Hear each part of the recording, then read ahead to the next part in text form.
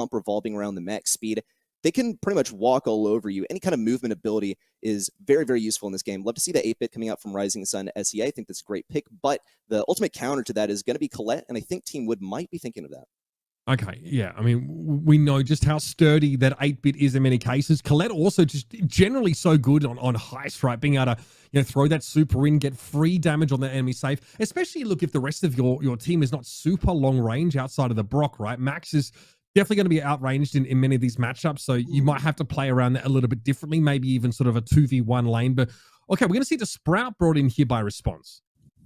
Yeah, this is pretty much what I'm talking about. You see stuff that on the surface, it looks like a real wacky pick, but we trust the players, especially in this region, to show us what it's all about. Sprout, in my opinion, not really one of the best brawlers to be picking on a mode like Heist, but if those walls are going to be staying up, then it can probably end up being one of the better brawlers, especially because you can block off an entire lane with just a single super, and if you have that super gear equipped, make sure that you get the super back in just 4 hits and gradually work up the battlefield. I anticipate that's going to be the strategy from Team Wood.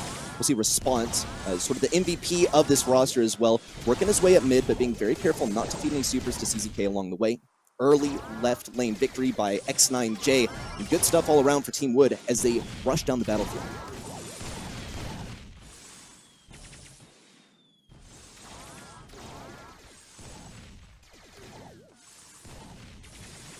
At arm's length for as much as possible. Hiroshi gets a brief advantage on that right-hand side, tries to collapse on CZK, but it could be dangerous. Bear going down in the meantime. Phase shift used by Hiroshi, but it doesn't get him out of dodge.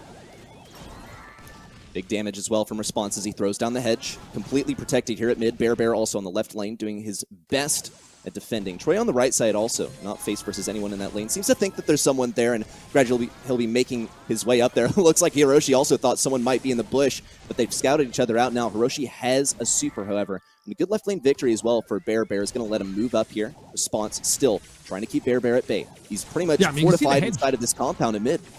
The hedge is big for Response, right? It means that they can really just avoid that long-range damage from CZK, virtually forcing CZK into that right-hand side lane. Now Response is in a great position to pressure this 8-bit down, and look at that, he's not going to get away from the space carrots there. Response again erects a defensive hedge in the middle part of the map, and he just keeps cycling those. Bear flattened on the left-hand side here with a minute left. This is looking very good for Team Wood.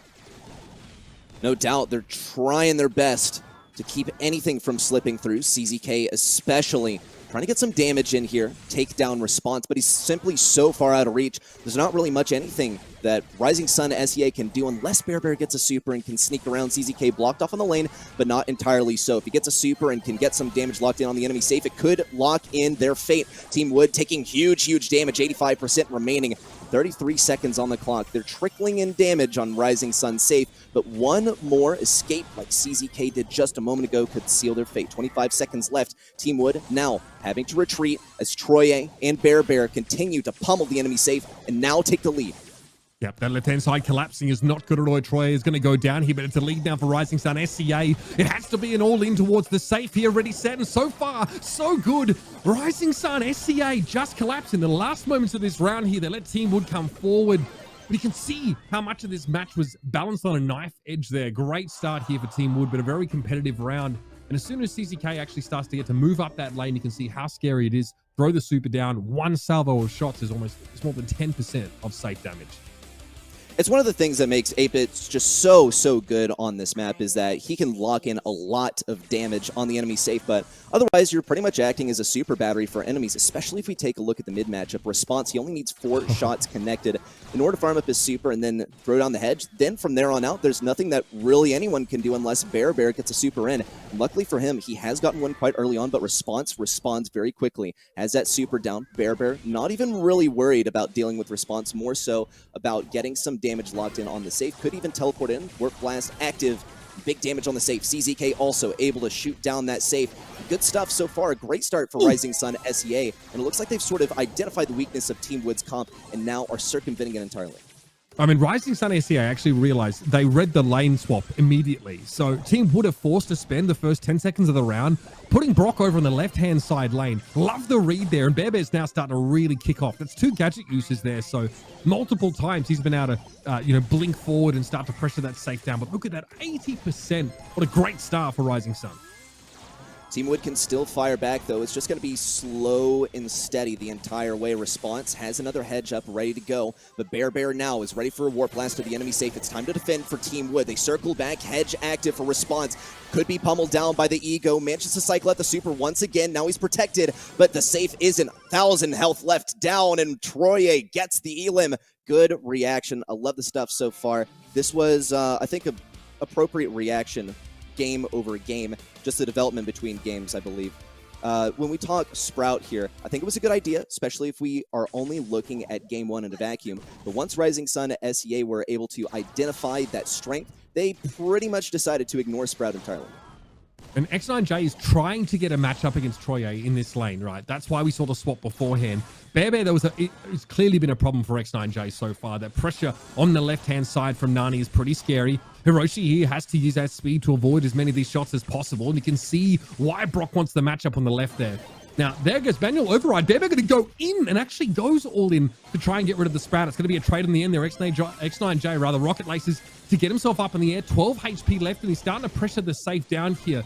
Decent spot to do it, but he's firing these shots, which means he's not healing, so he can't hang around for too long. Whereas CZK looks far more comfortable here on the right.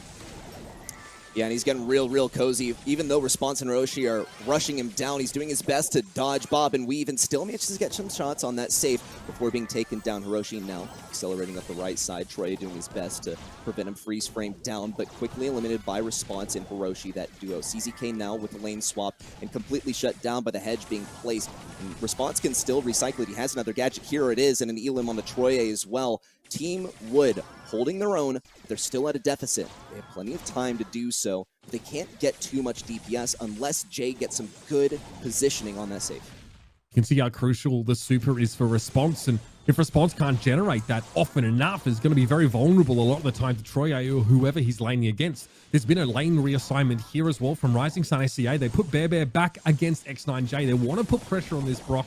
They can't afford to let him come forward and rocket rain here, but that was dangerous. Troye got caught out there, and now X9J can pop that super, can let it go. Love the Rocket Laces as well to jump over that peep, but it looks like it's going to be the gadget use there to try and all in on the side of Rising Sun SEA.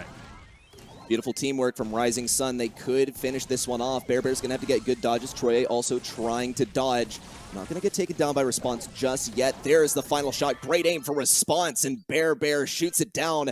Team Wood almost had this one. I loved the choice of the Sprout. If we only look at game number one, it seemed like after that, the sort of other lanes got ignored and started to crumble from there on out. It was a great reaction from Rising Sun SEA that led to them taking victory. Yeah, the amount of pressure that Response could start putting down when there was multiple hedges coming up, right? Like recycling them as well, but just, throwing one down in front, allowing him to move up. And then when the lane gets vacated, as we saw it happen a couple of times, throw the hedge on the other lane, set it up for your other teammate there and allow yourself to pressure it down and also just start getting damage of your own. It seems like some of those matchups, a little bit lopsided, right? Like Max having to lane into, whether it was Lola or 8-bit or whoever it seemed very, very difficult to sort of try and win out in cases like that here. And you can see just this play from CZK. He's able to go all the way up here, set up that super, pressure the safe down, a lot of free damage here. And on the other side of Rising Sun, they've taken hardly any at this point here. Brutal stuff to try and come back from. And I think really this is just CZK with a skill diff. There's a reason he has such a decorated history, because to make it from one side to the other of this very, very long map in super straight lanes is remarkably difficult, especially with 8-bit, but he's still able to make it work. And Response and Roshi at some points seem helpless to do so. Once they combine forces, they're able to get a lot more damage locked onto him and progress from there. But I think really the idea from Team Wood here of let's camp the enemy in their base, it really works well for Sprout. It doesn't work well for the other members of the team, especially because once they take down an enemy, they're respawning with the shield. They'll be able to get lots of free position and get some... Does show up a good bit here, can roll into that high safe. Of course, with his spin shot, with that gadget, dishes out up to 6,000 damage and can deal with those spawners fairly well. Needs to be careful, ideally not laning against that Colette now. That's going to be a tricky one, as Colette can do quite well into the very beefy 8-bit and the tanky Daryl. So this is going to be an interesting one here to kind of see how these matchups go up, but there are definitely pluses for both sides. Now, Ready Set said in the previous match, he said the anti-tank meta doesn't really work out. It's kind of dead. How do you feel about that? Do you think this Colette will be enough to deal with these very bulky bodies of 8-bit and Daryl here? I think it's very possible. I actually played a map similarly to this a while back with NA Pro Cute Sands, and it can work out where Eve can deal really well into this. One of the perks is that she's going to be able to charge that super very well. Of course, Colette going to hard counter the Daryl here, going to do well into the 8-bit. I agree with Reddy for the most part, but in this situation, Revenant definitely going to be able to shine, and they're doing so far here. No, that's a brutal start to the match, but see how easily Chaffin can just transition between these lanes and turn all these fights into 2v1s. Time to collect for Sergeant. He's laughing all the way to the bank here. Huge pick up there, and now pressure down on the safe. Grindizers are going to have to wake up here. They're behind the 8-ball in a big way to start off, and look at that. Love that from Sergeant, obviously, with the knockback on that super, sending Grindizers back to Lumbridge. Yeah, and Trishant playing this Bonnie too, going to be able to dive in for that assassin feature. Has a lot of HP to where Nani's going to take a couple shots. Nice cleanup on this left-hand side. Now Shafin walking forward too, dishing out a good amount of damage, and the lead continues. They're nearing at 50% here. I mean, the whole map belongs to Shafin right now. And have a look at this. Just sitting inside that water area right now. Really hard to pressure down. Trishant is, of course, able to jump in with that super and get a lot of damage up close here. For Revenant now, they've been playing with their food, but it is time to finish that main course here. 26% left on the safe for Grindizers. And they're finally able to put a scratch on Revenant's base, but it's going to take a lot more than that. Yeah, they're going to have to hold the line here for a pretty long time, but Shafin getting a pick up here. Sergeant going down to Naruto. Now it's a race up to the top. There's Eve getting some chip damage, a chip to the jump away. Going to be able to do so and avoids those shots. Picks up the kill as well. KH going down there. Shafin with a major play and only a few percentage points left to take home this first game. Yeah, absolutely brutal stuff here. Revenant really laying down the law early on in this round. I mean, we're surprised, right? We see not only Eve gets through the bans, but also Grindizers pick 2 tanks, tanks at the end of the draft without having last pick. So they really leave that one open. Revenant, I know you're not banning Colette right now. I understand that. But that one was left open, and it was just a slam dunk. Revenant goes, yep, I'm going to absolutely snap pick this Colette and cause a lot of problems for Grindizers. Yeah, Colette's an easy one to forget right now. It's really dangerous. I know we talk about tanks being so good, but even as a 5th pick, it's oftentimes tough because if they go for a hard counter, there's B out there, there's Colette out there, still solid brawlers that can do well. Trishant now diving in as well. KH trying to play a little defense here, going to let it go as Lue going to be taking down this right-hand side. Sergeant now laning up against this Naruto with the roll in, a jump away from Shafin, and it's enough. A tag team from the teammates going to help him out here. The pushback from Sergeant. They're trying to hold on from this offensive finally coming in from Grindizers. A little bit more aggressive here from Grindizers. That's what we want to see. The Daryl roll, of course, coming forward, putting pressure down on Shafin, who's able to get away with the gadget.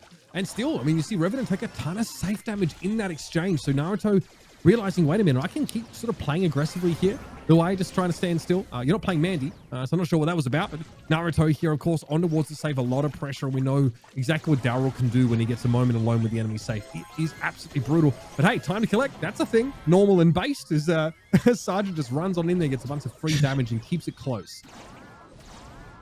Yeah, Trishant going to be in trouble here too. Naruto should be able to clean this up. Gets a little close here.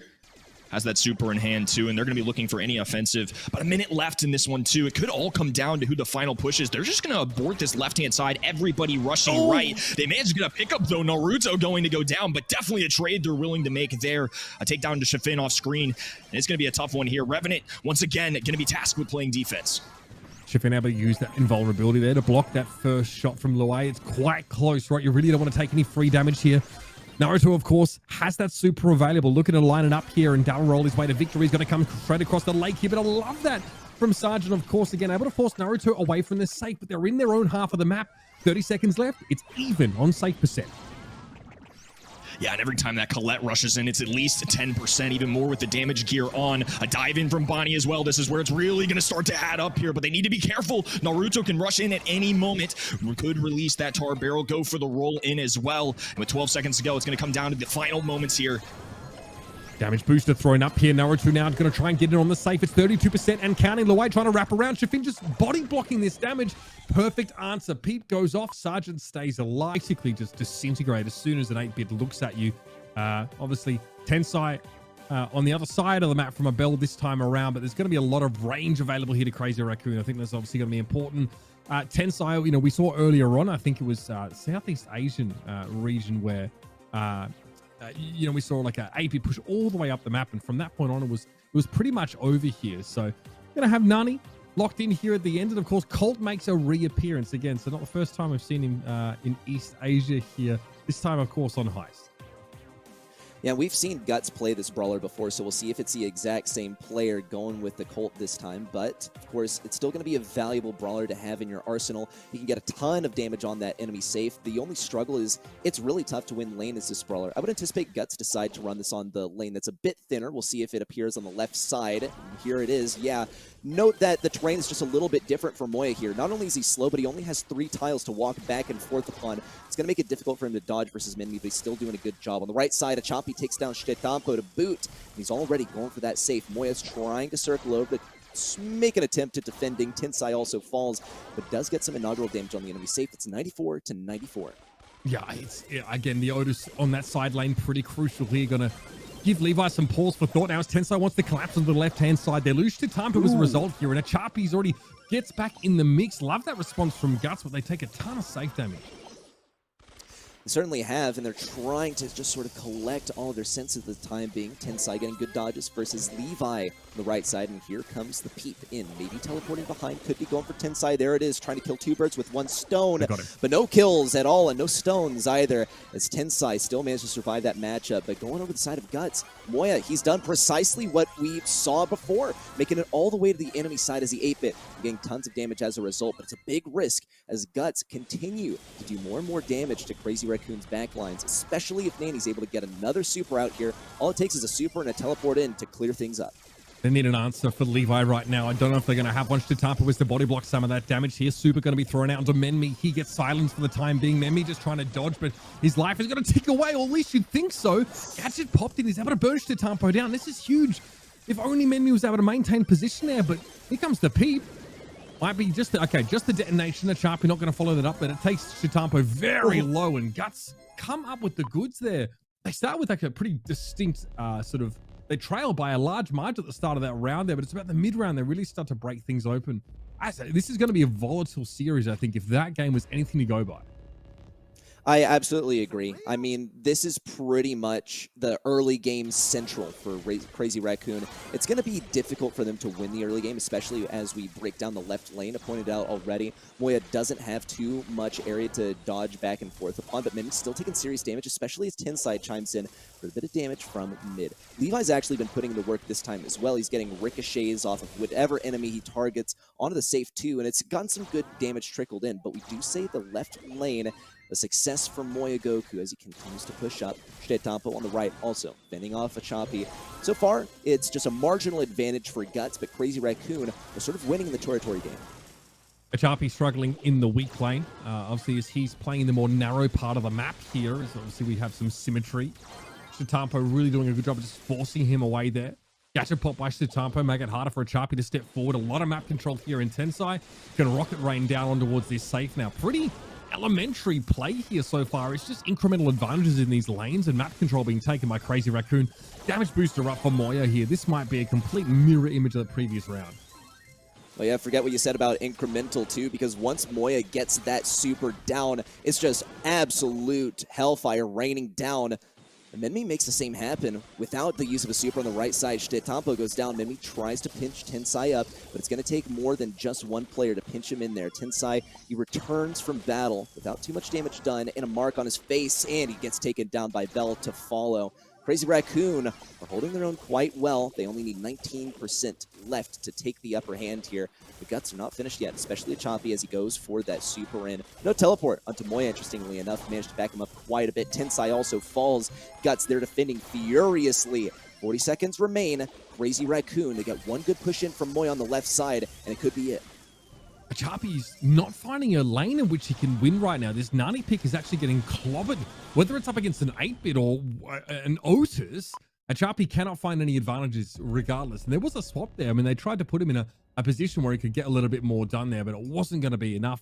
And that's how the round really started to backslide at the beginning, right? He's getting forced out of lane by the Otis, and the Otis gets a ton of free damage, man. Going to be one apiece here now, and the set hangs in the balance. Certainly does. see who takes the upper hand, especially off the beginning, because we know just how vital that can be. Less than ideal lane matchup for Crazy Raccoon off the outset, but still Moya and Levi managed to stand their ground. On the right side, Shetampo takes a lot of damage. Choppy gets the upper hand, takedown, and a super coming in. Tensai takes a lot of damage, but no Cigar for Choppy as he remains alive. But he does get the lane switch. Almost seemed like he was going to before Shetampo showed up and took that left lane right back. Still, though, good look for Guts as Minmi gets a takedown on mid. He might be able to sneak in and get some damage locked in the safe. And Choppy's able to play out of the choke on that right-hand side now. Gives him a little bit more flexibility to dodge this damage. But Moya's hitting very hard on top of the damage booster. And again, the Nani going to fall down here. Moya opts to leave the safe haven of that damage booster now, heading towards a position where he can start to pressure this safe down. Losing Minmi in mid doesn't help things either now, and you got 2 players under damage boost, whittling away at that safe's health. Yikes, and already just 60% taken down in a matter of seconds. Guts are trying to respond, teleport in from a Choppy. Tensai responds, and Shetampo's there for the assist. And Minmi fires right back with a super of his own. Crazy Raccoon, despite having a big advantage, are super struggling on the defense. Minmi and Levi got some good stuff in on there. Minmi will have to pay the price with his life. A Choppy still trying to maintain his position. Moya on the right side creeping in. Another super looks to position itself on the enemy side. Shetampo not going to get taken down. I find it quite interesting that a Choppy opts to use these for damage rather than teleports in, but he is able to win the lane as a result. And it's certainly a big benefit for Minmi as he can start firing away, but he's really dedicated to defending Moya on the right side. Okay, so actually some good trades going in favor of Guts there, but they're not actually able to do anything about it. Tensai returns back to his lane too early, and it looked like Minmi wasn't in a position to push up at all, so Guts really, they make that very close, right? As soon as the Colt starts wailing on the safe, the damage discrepancy, drops very quickly, but you've got to hand it a Crazy Raccoon there. They really keep a cool head there. And again, towards the end, it's like a 10-15% difference. They just managed to squeeze out incremental advantage and close out the set. I mean, very well done by Crazy Raccoon, but Guts, I think we got to say the same thing across the way, because